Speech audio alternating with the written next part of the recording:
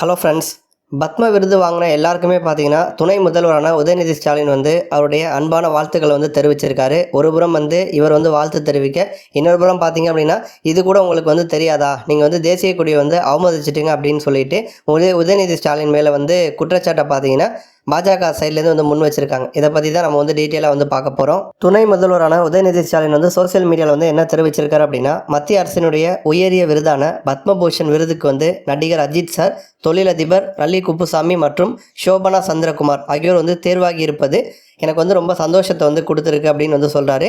அதே மாதிரி பத்மஸ்ரீ விருதுக்கு தேர்வாகியுள்ள கிரிக்கெட் வீரரான சகோதரர் அஸ்வின், தாமோதரன், பற இசைக்கலைஞர் சகோதரர் வேலு ஆசான், இசைக்கலைஞர் புதுவை தட்சிணாமூர்த்தி, தெருக்கூத்து கலைஞர் புரிசை கண்ணப்ப சம்பந்தன், குருவாயூர் துரை லட்சுமிபதி ராமசுப்பையர், ஏடி ஸ்ரீனிவாஸ், ஆர்ஜி சந்திரமோகன், ராதாகிருஷ்ணன், தேவசேனாபதி, சீனி விஸ்வநாதன் ஆகியோருக்கு என்னுடைய அன்பையும் பாராட்டையும் நான் தெரிவிச்சுக்கிறேன் அப்படிங்கிற மாதிரி தெரிவிச்சிருக்காரு. பத்ம விருதுகளுக்கு தேர்வாகி இருக்க எல்லாருமே அவங்கவுங்க துறையில் மென்மேலும் சாதனை படைத்து தமிழ்நாட்டுக்கு பெருமை தேடி தரணும் அப்படின்னு நான் வாழ்த்துக்கள் தெரிவிச்சுக்கிறேன் அப்படின்னு சொல்லிட்டு உதயநிதி ஸ்டாலின் ஒரு அறிக்கை மாதிரி சோசியல் மீடியாவில் தெரிவிச்சிருக்காரு. இன்னொரு புறம் பார்த்தீங்க அப்படின்னா, பாஜக தரப்புலேருந்து இது கூட உங்களுக்கு தெரியாதா அப்படிங்கிற மாதிரி உதயநிதி ஸ்டாலினுக்கு எதிராக இப்போ ஒரு விமர்சனம் பண்ணியிருக்காங்க.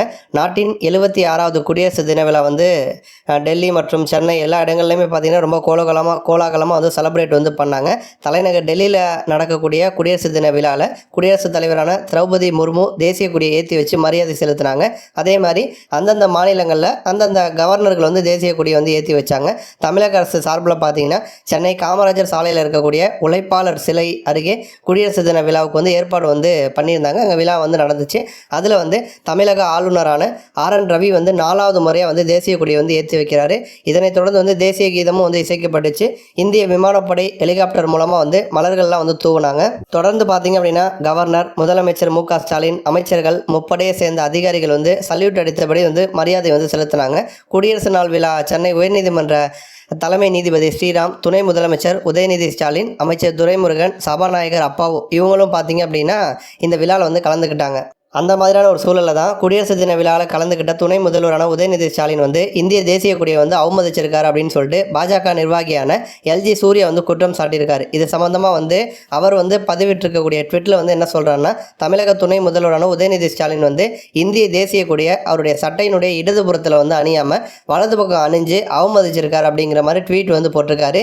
பாரத திருநாட்டையும் அரசியலமைப்பு சட்டத்தையும் அவமதிக்கிறதே வாடிக்கையாக வச்சுருக்காங்க திமுகவினர். அவங்களுடைய செயல்பாடு அப்படி தான் இருக்குது. வெட்கப்படுங்கள் உதயநிதி அப்படிங்கிற மாதிரி காட்டமாக தெரிவிச்சிருக்காரு. மேலும் குடியரசு தினத்தன்று கூட திமுக கொடி இடதுபுறத்தில் இடம் பெறுது.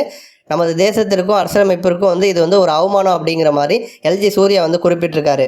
தேசத்திற்கு வழங்கக்கூடிய மரியாதையை விட கட்சி விசுவாசமா, அவரை போன்ற ஒரு வாரிசு தலைவர் எப்போது தேசிய நெறிமுறைகளை மதிக்க தொடங்குவார். உதயநிதி ஸ்டாலின் வெட்கப்படுங்கள் அப்படிங்கிற மாதிரி கடுமையாக விமர்சனம் பண்ணியிருக்காரு.